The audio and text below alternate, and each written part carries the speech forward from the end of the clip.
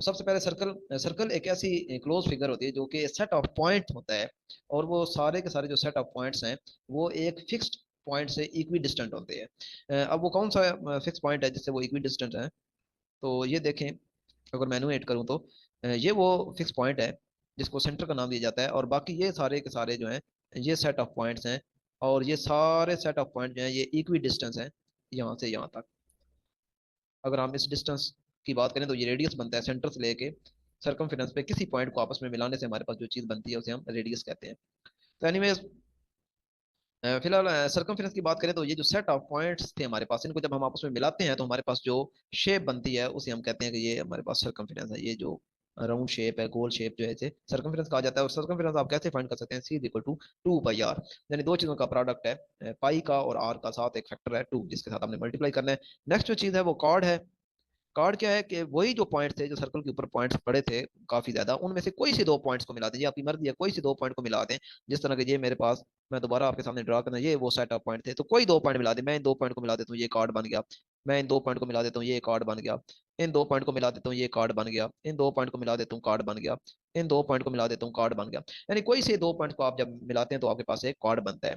और ये आप देख सकते हैं कि कार्ड जो है ये बेशुमार आप कार्ड बना सकते हैं, इनकी कोई फिक्स वैल्यू नहीं है कि आप इतने ही कार्ड बना सकते हैं। पाई हम पहले भी पढ़ चुके हैं, ये रेश होती है सर्कमफेरेंस का और डायमीटर का। पाई जो है ये एक इरेशनल नंबर है, लेकिन इसकी जो अप्रॉक्सीमेट वैल्यू हम लेते हैं 22/7 या 3/14, वो अप्रॉक्सीमेट वैल्यू, एग्जैक्ट वैल्यू नहीं है पाई की, अप्रॉक्सीमेट वैल्यू है।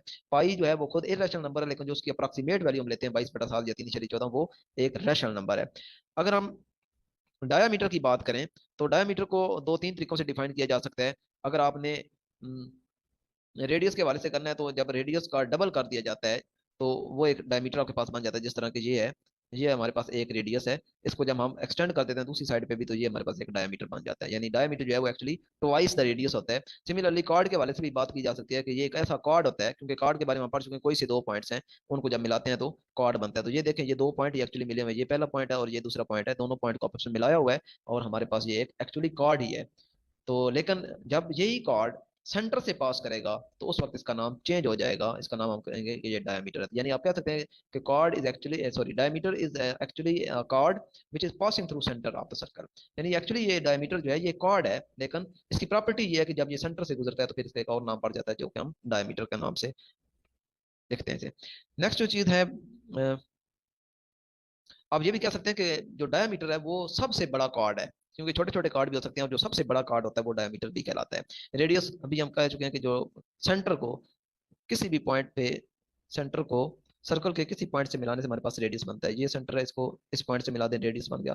तो यहाँ से आप देख सकते हैं कि आपके पास बेशुमार रेडियस हैं, बेशुमार कॉर्ड हैं, बेशुमार डायमीटर्स हैं, और बेशुमार सेट ऑफ पॉइंट्स हैं ऑन द सर्कमफेरेंस।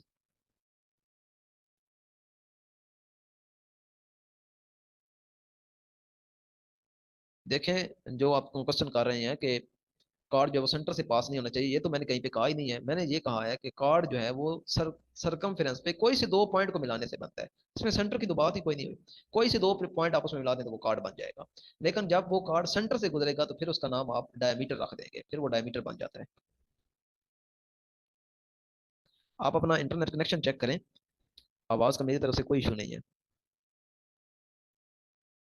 ये हम चीजें डिस्कस कर चुके हैं कि जो रेडियस होता है वो एक्चुअली डायमीटर का हाफ होता है। कॉन्सेंट्रिक सर्कल्स, कॉन्सेंट्रिक सर्कल नाम से ज़्यादा ये ऐसे सर्कल होते हैं जिनका सेंटर सेम होता है।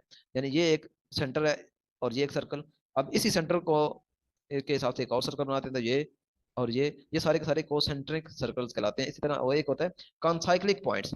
तो कॉन्साइक्लिक पॉइंट्स वो पॉइंट होते हैं जो एक ही सर्कल के ऊपर मौजूद होते हैं। यानी ये अब जितने भी पॉइंट्स हैं जो कि एक ही सर्कल के ऊपर मौजूद हैं, इनको हम कहते हैं कॉन्साइक्लिक पॉइंट्स।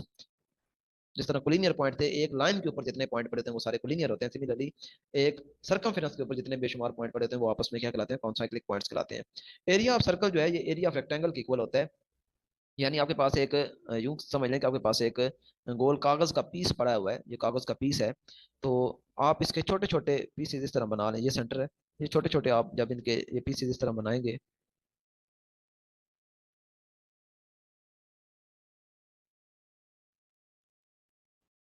ये छोटे छोटे पीस मैंने इसके बना दिए, यानी कि छोटे छोटे रेडियस। तो इनको जब आप कट के काट लेंगे और आप इनको दोबारा रीअरेंज करेंगे तो ये एक रेक्टेंगल बनेगी आपके पास।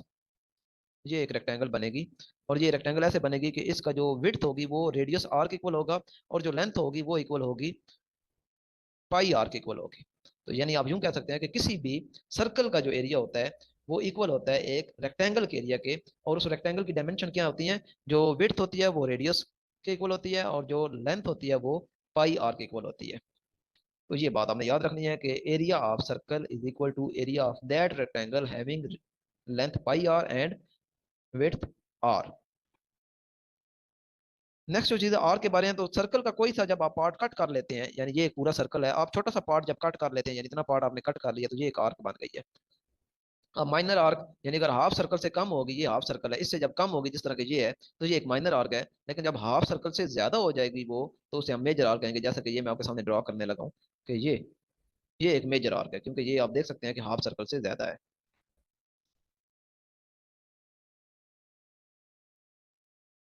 नेक्स्ट है टेंजेंट। तो टेंजेंट एक ऐसी लाइन होती है जो सर्कल को सिर्फ एक पॉइंट पे बाहर की तरफ से कट करके पास करती है, यानी ये एक पॉइंट हम ले लेते हैं, तो टेंजेंट एक ऐसी लाइन है जो इसी को कट करेगी लेकिन एक्सटर्नली कट करेगी ये। तो ये लाइन जो है ये टेंजेंट कहलाती है। सीकंट, सीकंट क्या है, ये एक ऐसी लाइन होती है जो सर्कल से पास करती है। यानी ये जो कार्ड, इसको मैं अगर यूं बढ़ा दूं ये, तो ये बन गया सीकंट।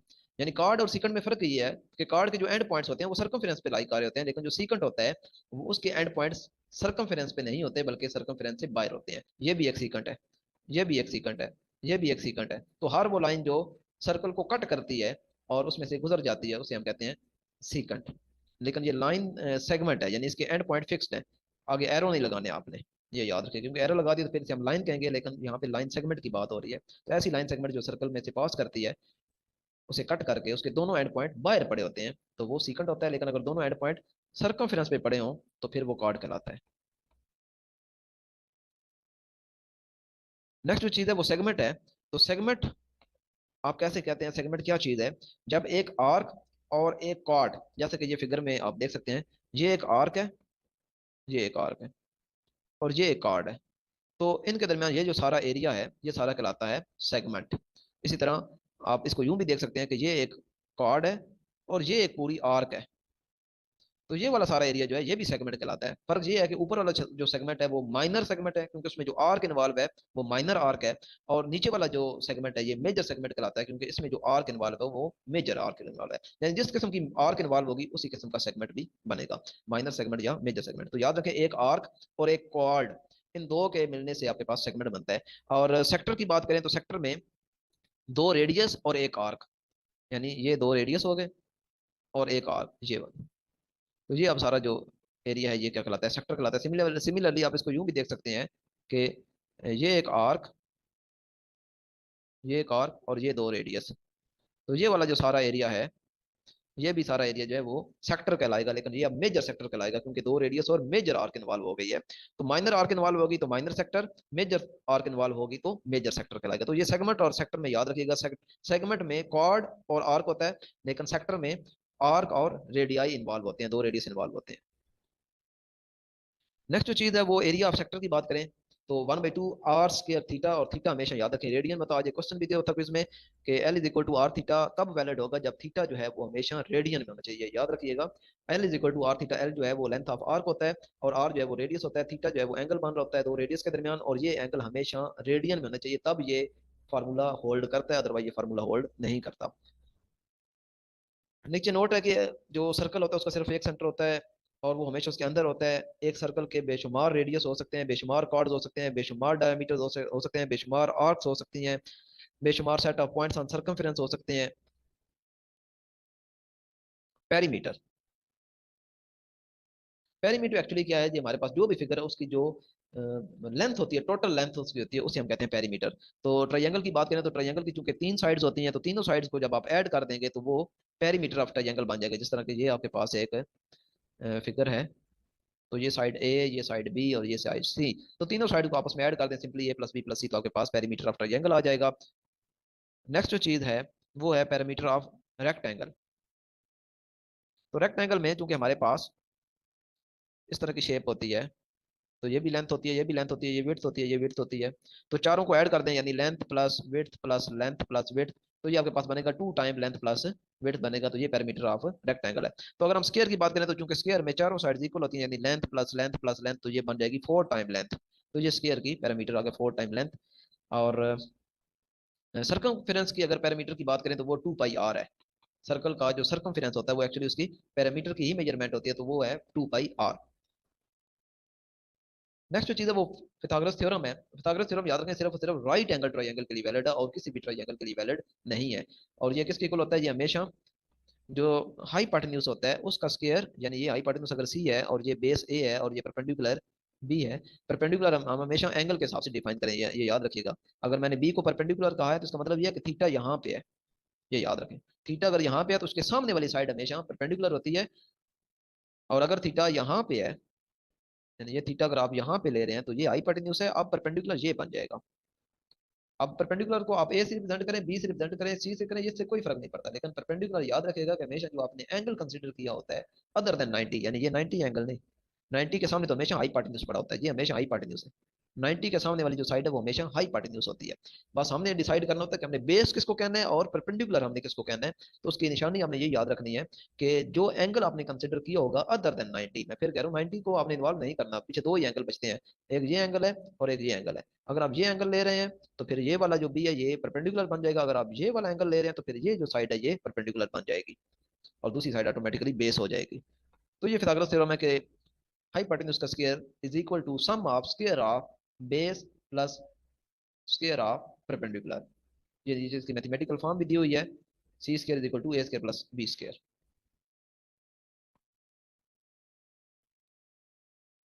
एरिया ऑफ ज्योमेट्री के बारे में सबसे पहले यूक्लिड ने काम किया था और उसने अपनी एक बुक भी लिखी थी यूक्लिड्स एलिमेंट्स के नाम से। तो रेक्टेंगल ट्राई का एरिया जो है वो आप लिख सकते हैं, डिफरेंट इसके फार्मूलाज हैं, अगर आपके पास डिफरेंट चीजें गिवन होगी तो उस हिसाब से इसके जो फार्मूलाज हैं वो डिफरेंट हैं। अगर आपके पास बेस और अल्टीट्यूड गिवन है तो फिर आप एरिया ऑफ ट्राइंगल कैसे फाइंड करेंगे, 1/2 multiply by base multiply by altitude. अब ये बेस और अल्टीट्यूड क्या चीज़ है ये समझने तरह कि अगर आपके पास कुछ इस तरह की ट्राइंगल है तो बेस और अल्टीट्यूड का मतलब क्या है, बेस का मतलब है वो साइड जिसके ऊपर आप किसी वर्टेक्स से परपेंडिकुलर ड्रा करें। यानी अगर मैं इस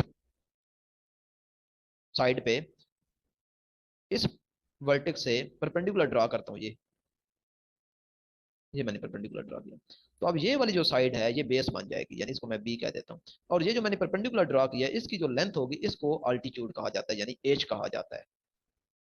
सिमिलरली अगर मेरे पास कोई शेप इस तरह की है और मैं यहाँ से परपेंडिकुलर ड्रा करता हूँ इस साइड के ऊपर, ये मैंने परपेंडिकुलर ड्रा किया तो अब ये बेस बन जाएगी। और ये जो मैंने परपेंडिकुलर ड्रा किया ये अल्टीट्यूड है यानी एच है। तो लिहाजा ये अब बेस और अल्टीट्यूड आपको समझ आ गया होगा कि जिस साइड के ऊपर आप परपेंडिकुलर ड्रा करते हैं, लेकिन वर्टेक्स से ड्रा करना ये याद रखें, ये ना हो कि आप यहाँ से ड्रा करना शुरू करते हैं या यहाँ से, वर्टेक्स से ड्रा करना होता है। वर्टेक्स से परपेंडिकुलर ड्रा करना होता है, इसे हम क्या कहते हैं अल्टीट्यूड, हम पीछे पढ़ चुके हैं कल वाले लेक्चर में कि अल्टीट्यूड क्या चीज है। तो जब अल्टीट्यूड और बेस आपको गिवन होगी तो आप एरिया ऑफ ट्रायंगल ऐसे फाइंड करेंगे 1/2 multiply by base multiply by altitude. इसके अलावा अगर आपके पास तीनों साइड की लेंथ गिवन है यानी ए बी सी की लेंथ गिवन है तो फिर आप हीरो फार्मूला यूज करेंगे, और हीरो फार्मूला हमें ये बताता है, ये हीरो फार्मूला है कि under root of s into s minus a s minus b s minus c. S क्या चीज है, तीनों साइड का सम डिवाइडेड बाई टू। तीनों साइड का सम डिवाइडेड बाई टू करेंगे तो आपके पास एस आ जाएगा। इसके अलावा अगर आपके पास दो साइड्स और उनके दरमियान वाला एंगल गिवन है, वैसे तो आप देख सकते हैं तीन साइड्स होती हैं और तीन एंगल है, लेकिन अगर आपके पास कोई दो साइड गिवन है, मैं कहता हूँ कि मेरे पास ये दो साइड है, एक ए और ये बी, ये दो साइड गिवन है और इनके दरमियान एंगल कौन सा बनता है, ये इनके दरमियान एंगल बनता है जिसको मैं गैमा का नाम देता हूँ। अगर दो साइड्स और उनके दरमियान वाला एंगल गिवन आपको तो आप एरिया ऑफ ट्रायंगल कैसे फाइंड करेंगे, 1/2 multiply by a multiply by b multiply by sine gamma. तो ये अब याद रखिएगा कि ये दो साइड्स और तीसरा एंगल कौन सा है, ये एंगल ये वाला नहीं लेना आपने और ये वाला भी एंगल नहीं लेना, बल्कि आपने दोनों साइड के दरमियान जो एंगल इन्वॉल्व हो रहा है वो वाला एंगल लेना है। नेक्स्ट है एरिया ऑफ रेक्टेंगल। तो एरिया ऑफ रेक्टेंगल आप फाइंड कर सकते हैं सिंपली मल्टीप्लाई करने से, length multiply by width. Width को आप ब्रेथ भी कहते हैं। स्केयर का अगर एरिया लेना है तो उसका एल स्केयर यानी साइड का स्केयर यानी लेंथ का स्केयर आप ले लेंगे। एरिया पैरेललोग्राम लेना है तो वही बेस मल्टीप्लाई बाई अल्टीट्यूड। तो चूंकि आपको पता है कि पैरेललोग्राम की शेप कुछ इस तरह की होती है, तो यहाँ पे भी वही है कि अगर मैं इस वर्टेक्स से यहाँ पे परपेंडिकुलर ड्रा करता हूँ तो ये हमारे पास अब हो गई अल्टीट्यूड, और जिस साइड के ऊपर मैंने ड्रा किया ये अब बेस बन गई है। तो ये आपने याद रखना है कि बेस क्या है और अल्टीट्यूड क्या है। ये ना हो कि आपको ये वाली लेंथ गिवन हो और आपको बेस गिवन हो, तो आप इनको आपस में मल्टीप्लाई करके एरिया पैरेललोग्राम निकालते हैं, ये गलत हो जाएगा। आपने आल्टीट्यूड निकालना है, और आल्टीट्यूड क्या है? किसी एक वर्टेक्स से उसके सामने वाली साइड पे परपेंडिकुलर ड्रॉ करना। ये अमूमन आपको गिवन होगा, अगर गिवन नहीं है तो ये आप खुद से फाइंड कर सकते हैं, कुछ चीजें अगर आपको मेंशन हो तो। नेक्स्ट जो चीज है वो है एरिया ऑफ रेक्टेंगल और एरिया पैरेललोग्राम, ये भी याद रखें। यानी अगर एक रेक्टेंगल को बिगाड़ के आप पैरेललोग्राम बनाते हैं तो दोनों का एरिया सेम रहेगा। जैसा कि ये मेरे पास एक रेक्टेंगल है, ये ये एक रेक्टेंगल है, तो मैं इसको बिगाड़ देता हूँ, मैं इसको कुछ इस तरह बना देता हूँ, तो इन दोनों का एरिया सेम रहेगा। यानी अगर आपके पास एक रेक्टेंगल का एरिया गिवन है और वो कहता है कि हमने उसी को बिगाड़ के एक पैरेललोग्राम बना दिया है, तो क्या उसका एरिया में फर्क पड़ेगा? तो दोनों का एरिया सेम रहेगा, जो एरिया इसका होगा वही एरिया इसका होगा। लेकिन सिर्फ पैरेललोग्राम दी हुई है और आपसे कहा जाता है कि आप एरिया फाइंड करें, तो आप कभी भी ये गलती ना करना कि आप इन दोनों को यानी इसको और इसको मल्टीप्लाई करके आपने एरिया निकाल दिया है। ये एरिया कभी भी नहीं आएगा, हमेशा अल्टीट्यूड आपको फाइंड करना पड़ेगा, और बेस आपको पास गिवन होगी, इन दोनों का प्रोडक्ट लेंगे तो आपके पास एरिया ऑफ पैरेललोग्राम आएगा। नेक्स्ट है एरिया ऑफ सर्कल, तो पाई आर स्क्वायर। सर्कल का एरिया पाई आर स्क्वायर होता है, और जो है वो रेडियस ऑफ सर्कल है। एरिया ऑफ ट्रेपेजियम अगर हम बात करें तो ट्रेपेजियम के बारे में आप फेमिलियर हो चुके हैं कि ये एक ऐसी फिगर होती है जिसकी दो साइड्स पैरेलल होती हैं। ये मैंने दो साइड पैरेलल बना दी हैं, तो पीछे ये दो साइड्स हैं, ये अनपैरेलल होती हैं। इक्वल हो सकती है लंबाई में, ये जरूरी नहीं है, इक्वल हो भी सकती है, इक्वल नहीं भी हो सकती, यानी ये साइड और ये साइड आपस में इक्वल हो सकती है, और जरूरी नहीं कि ये इक्वल हो, ये अनइक्वल भी हो सकती है। लेकिन यहाँ पे हम ट्रेपेजियम की जब डेफिनेशन करते हैं तो हम ये बात नहीं कहते कि इसकी जो दो साइड हैं पैरेलल और बाकी जो दो हैं वो इक्वल हैं, ऐसा नहीं है। हम ये डेफिनेशन करते हैं कि ऐसी क्वाड्रिलेटरल, ऐसी चौकोर जिसकी दो साइड्स पैरेलल हैं और जो दो साइड्स हैं वो अनपैरेलल है। अच्छा, अब इसके अपने एरिया कैसे फाइंड करना है ये मैं दोबारा ड्रा करता हूँ। तो इसका एरिया जो है वो फार्मूला आपके सामने लिखा हुआ है कि 1/2 multiply by height between parallel lines. Height ये हाइट इन दोनों पैरेलल लाइंस के दरमियान, तो ये आपके पास एच पता होना चाहिए आपको। और फिर आपने मल्टीप्लाई करना है किसके साथ? सम ऑफ पैरेलल लाइंस। यानी एक पैरेलल लाइन आपके पास ये ए है और दूसरी ये पैरेलल लाइन बी है, तो इन दोनों का सम। यानी इस फार्मूले को मैं यूं लिख सकता हूं कि area is equal to 1/2 multiply by height h multiply by sum of parallel side यानी ए प्लस बी। तो ये वो फार्मूला है जी जिसके थ्रू आप एरिया ऑफ ट्रेपेजियम फाइंड कर सकते हैं।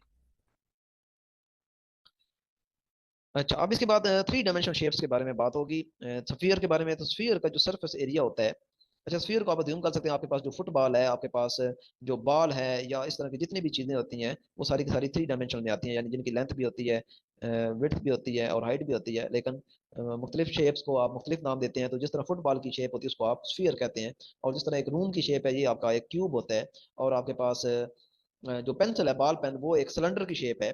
तो इस तरह मुख्तलिफ चीज़ों की शेप मुख्तलिफ हो सकती है, लेकिन ये सारी की सारी थ्री डायमेंशनल शेप्स हैं, इनके अंदर लेंथ, विड्थ और हाइट इन्वॉल्व है। तो area sphere 4 pi are square, यानी जो उसका सरफेस एरिया है जो आपको ऊपर ऊपर से नजर आ रहा होता है वो सारा का सारा उसका सरफेस एरिया होता है, ये वाला।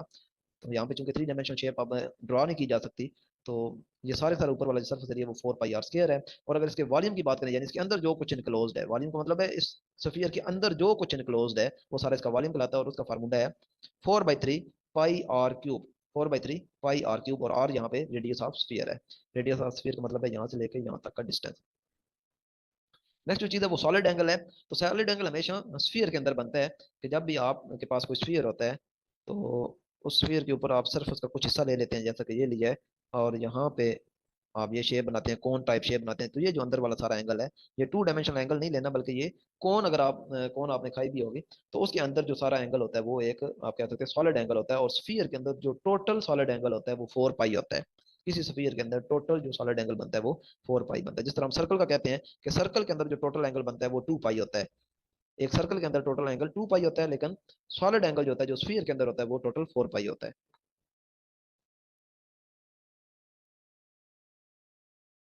एरिया का यूनिट स्क्वायर मीटर होता है, और ये स्टैंडर्ड यूनिट की मैं बात करूँ, वैसे तो सेंटीमीटर में हो तो फुट में हो या मीटरों में हो, इस तरह वो चेंज होता रहता है, लेकिन ऐसा यूनिट की बात करें तो एरिया ऑफ स्क्वायर वो या कोई भी जो चीज़ है टू डायमेंशनल चीज़, उसका एरिया हमेशा आप स्क्वायर मीटर में लेंगे, और वॉल्यूम जो है वो हमेशा क्यूबिक मीटर में होगा, स्टैंडर्ड ऐसा यूनिट जो है।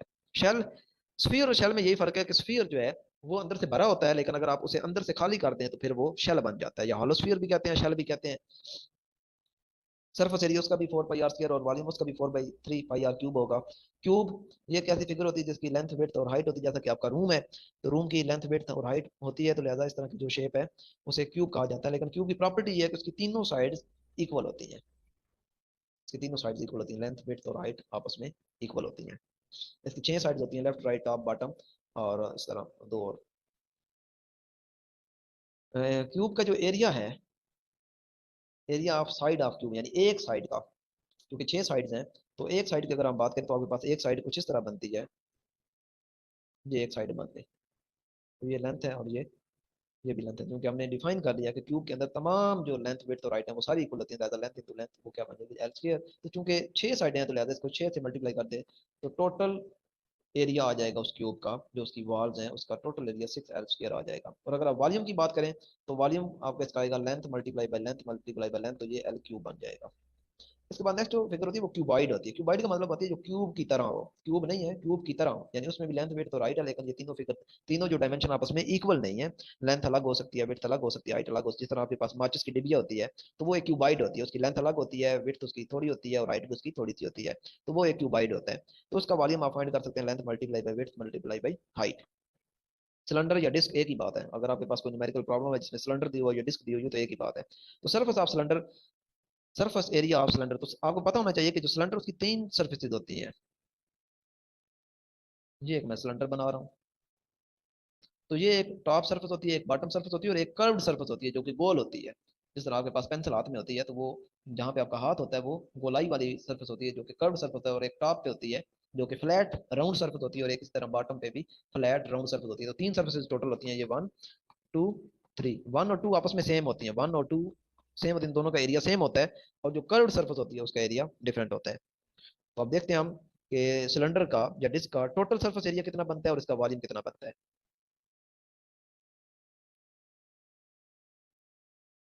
तो कर्व सरफेस एरिया जो है,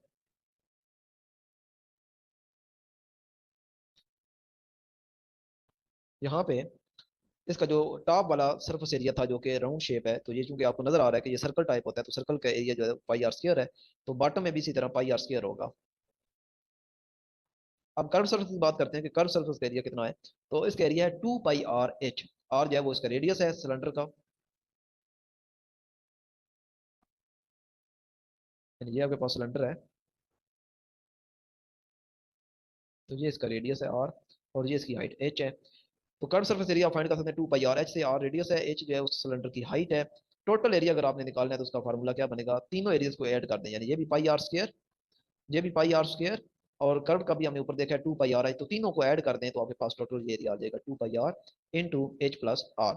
और वॉल्यूम की बात करें तो वॉल्यूम इसका आता है pi are square H, pi are square H, यानी ये एरिया और मल्टीप्लाई बाई हाइट, तो पाई आर स्क्वायर एच आपका वॉल्यूम ऑफ सिलेंडर आ जाएगा। नेक्स्ट जो चीज़ है वो ये है कि फेमस साइंटिस्ट था एक अर्शिमिदस, उसने ये डिस्कवर किया था कि सरफेस एरिया ऑफ जो स्फीयर है वो हमेशा इक्वल होता है curve surface area of the cylinder. यानी एक तरफ आपके पास एक स्फीयर है और एक तरफ आपके पास एक सिलेंडर है, तो दोनों का, इसका जो सरफेस एरिया वो इक्वल होगा इसके कर्व्ड सरफेस एरिया के, टोटल सरफेस एरिया नहीं, कर्व्ड सरफेस एरिया के।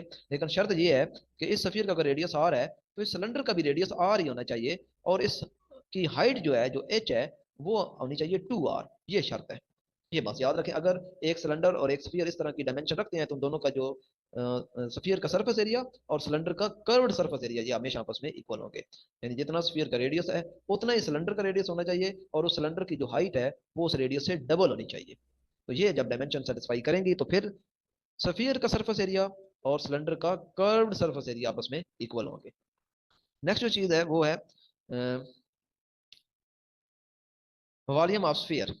तो वॉल्यूम ऑफ स्फीयर जो है ये 2/3 वॉल्यूम ऑफ सिलेंडर होता है, यानी एक स्फीयर का जो वॉल्यूम है वो इक्वल है 2/3 ऑफ वॉल्यूम ऑफ सिलेंडर। क्योंकि आप आसानी से ऐसे इमेजिन भी कर सकते हैं कि ये एक सिलेंडर है जिसका रेडियस आर है और जिसकी हाइट जो है वो डबल आर है, यानी 2 आर है। तो इसके अंदर जब आप आर आर रेडियस का स्फीयर इसके अंदर रखेंगे तो ये मुकम्मल फिट नहीं होगा, बल्कि ये इसकी शक्ल जो है वो कुछ इस तरह बनेगी यहाँ। तो आप देख सकते हैं यहाँ पे भी कुछ वॉल्यूम आपके पास खाली आपको नजर आएगा, यहाँ पे भी कुछ खाली नजर आएगा, यहाँ पे भी कुछ खाली नजर आएगा, यहाँ। यानी ये सिलेंडर का सारा वॉल्यूम कवर नहीं करता, सिर्फ 2/3 वॉल्यूम कवर करता है। तो आपसे यूं भी कहा जा सकता है कि अगर आपके पास एक सिलेंडर है जिसकी हाइट 2r है और रेडियस जो है वो r है, और एक सफियर r है, तो उस सफियर को जब आप सिलेंडर में डालेंगे और सिलेंडर में कोई लिक्विड भरा हुआ है, तो वो लिक्विड कितना बाहर आएगा। ठीक है, ये क्वेश्चन किया जा सकता है कि वो लिक्विड कितना बाहर आएगा। तो वो जाहिर है लिक्विड 2/3 बाहर आएगा। यानी टोटल सिलेंडर के वॉल्यूम का जो 2/3 वॉल्यूम है वो उसके बाहर आ जाएगा। यानी अगर मैं कहता हूँ कि 30 क्यूबिक मीटर का वो सिलेंडर है, तो दूध भरा हुआ आपने सिलेंडर के अंदर और आप उसके अंदर ये वाला स्फीयर डाल देते हैं, तो कितना वॉल्यूम बाहर आएगा, 2/3। ये कितना बनता है, 20 क्यूबिक मीटर जो मिल्क है वो बाहर आ जाएगा। और 10 क्यूबिक मीटर जो है वो अभी उसके अंदर रहेगा, इन जगहों पे, ये वाली जगह जो है। कौन, ये फिगर गौर से देख लीजिए, ये कौन की फिगर है। वैसे आपने डेली लाइफ में काफी चीजें की देखी होंगी इस तरह की शेप की। तो कौन में कुछ टर्म्स हैं जो आपको पता होनी चाहिए। एक तो सबसे पहले वर्टेक्स है, ये जो ऊपर आपको नजर आ रहा है वर्टेक्स, ये हम बार बार पढ़ चुके हैं। जहाँ पे भी दो लाइन मिल रही होती हैं तो वहाँ पे उसे हम कहते हैं ये एक वर्टेक्स है। इसमें दो किस्म की हाइट होती है, एक बिल्कुल ये आपको परपेंडिकुलर हाइट नजर आ रही है, इसे हाइट ही कहा जाता है, या इसे लेटरल हाइट कहा जाता है। लेटरल हाइट, सिर्फ हाइट कहा जाता है या लेटरल हाइट। और एक इसकी स्लैंट हाइट होती है, जो कि आपको ये तिरछी हाइट नजर आ रही है, इसको एल से रिप्रेजेंट करते हैं। इसका एक रेडियस आर होता है, क्योंकि इसके नीचे गोल बेस होती है तो इसका रेडियस आर होता है। तो ये तीन चार टर्म्स हैं, एक वर्टेक्स, एक इसकी लेटरल हाइट या परपेंडिकुलर हाइट एच, और एक स्लैंट हाइट जो कि तिरछी हाइट होती है, इसको एल से रिप्रेजेंट किया जाता है। अब मजे की बात यह है कि अगर आपके पास इनमें से कुछ चीजें गिवन हो, हाइट, लेटरल हाइट और रेडियस, तो आप इसका सरफेस एरिया और इसका वॉल्यूम आप फाइंड कर सकते हैं। तो इसका सरफेस एरिया भी दो किस्म के एरियाज पे मुश्तमिल है। एक इसका ये वाला जो राउंड इसकी जो शेप है, ये वाला एरिया जो कि हम आसानी से जानते हैं कि ये पाई आर स्क्वायर होता है। दूसरा ये जो कर्व्ड सरफेस एरिया है आपके पास, ये वाला कर्व्ड कौन जो कर्व हुई होती है वो वाला एरिया। तो दोनों एरियाज को ऐड करेंगे और टोटल इसका कौन का एरिया आ जाएगा।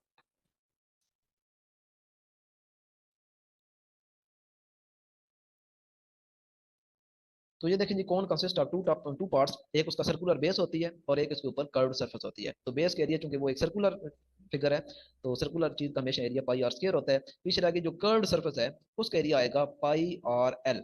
पाई बखूबी वाकिफ आप, पाई से आर जो है ये उसकी बेस का रेडियस है, आर जो है उसकी बेस का रेडियस है, और एल ये अभी हम ऊपर देख चुके हैं जो स्लैंट हाइट है उसको एल कहा जाता है। ये वाली जो स्लैंट हाइट है ये दोनों एल है। और ये नीचे सरफेस एरिया, जो फ्लैट सरफेस है जो कि गोल है, यहाँ पे आपको शायद एलिप्स नजर आ रही होगी, लेकिन ये एलिप्स नहीं है बल्कि एक मुकम्मल सर्कल होता है। तो इसका रेडियस आर। तो पाई आर एल जो है वो कर्व्ड सरफेस एरिया का फार्मूला है, पाई आर एल। तो लिहाजा टोटल एरिया कितना होगा फिर, पाई आर स्क्वायर ये वाला और पाई आर एल दोनों को आपस में ऐड कर दें, कुछ टर्म इसमें से कॉमन निकल आएगी, लिहाजा आपका जो ओवरऑल नेट फार्मूला बनेगा वो pi R into R plus L बनेगा।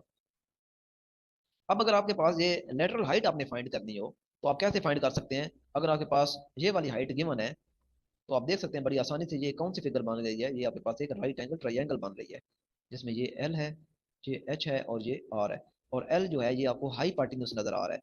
तो लिहाजा पिथागोरस थ्योरम के मुताबिक L square is equal to base का स्क्वायर प्लस परपेंडिकुलर का स्क्वायर। और स्क्वायर रूट जब आप लेंगे तो ये वाला स्क्वायर खत्म हो जाएगा और यहाँ पे क्या आ जाएगा, स्क्वायर रूट आ जाएगा। तो लिहाजा स्लैंट हाइट आप फाइंड कर सकते हैं। अगर आपके पास लेटरल हाइट गिवन हो और रेडियस गिवन हो, तो आप स्लैंट हाइट फाइंड कर सकते हैं। स्लैंट हाइट फाइंड करना बहुत जरूरी है, क्योंकि आप देख सकते हैं कर्व सर्फेस एरिया के अंदर भी स्लैंट हाइट ही इन्वॉल्व है और टोटल एरिया के अंदर भी स्लैंट हाइट ही इन्वॉल्व है। तो लिहाजा सिंपल हाइट अगर गिवन है तो उससे काम नहीं चलने वाला, स्लैंट हाइट आपको फाइंड करनी पड़ेगी, तब आपका टोटल एरिया आएगा। नेक्स्ट जो चीज है वो ये है कि वॉल्यूम ऑफ कौन। वॉल्यूम ऑफ कौन जो है ये 1/3 पाई आर स्क्वायर एच है। अब यहाँ पे आप देख सकते हैं वॉल्यूम ऑफ कौन में स्लैंट हाइट का रोल खत्म हो गया है, बल्कि यहाँ पे लेटरल हाइट का रोल है, जो कि परपेंडिकुलर हाइट थी, सीधे वाली जो हाइट है उसका रोल है यहाँ पे। और नेक्स्ट जो लास्ट चीज है वो है volume of cylinder. Volume of cylinder हमेशा इक्वल होता है 3 टाइम वॉल्यूम ऑफ कौन। और ये भी आपको आप आसानी से जज कर सकते हैं कि वाकई ऐसा होना चाहिए। जैसा कि ये अगर मैं इस तरह बनाऊं, जी, तो ये एक कौन है, तो इसको अगर मैं कुछ शेप इसकी बनाऊं मुकम्मल, तो ये कुछ इस तरह की बनेगी। तो ये आप देख सकते हैं कि दो कौन ऐसी हैं जो कि सिलेंडर के अंदर और भी हैं। ये अब मुकम्मल शेप सिलेंडर की बन गई है, लेकिन सिर्फ कौन की ये शेप है और ये सिलेंडर की। इसका मतलब ये है कि दो कौन्स जो है वो मिस है, सिलेंडर के अंदर दो कौन्स और भी हैं। तभी यहाँ पे आप देख सकते हैं कि 1/3 का फैक्टर आया हुआ है, कि सिर्फ तीसरा हिस्सा हमने लिया हुआ है। ये पहला हिस्सा, ये दूसरा हिस्सा और ये वाला तीसरा हिस्सा। तो कौन जो है वो सिलेंडर का तीसरा हिस्सा वॉल्यूम रखती है।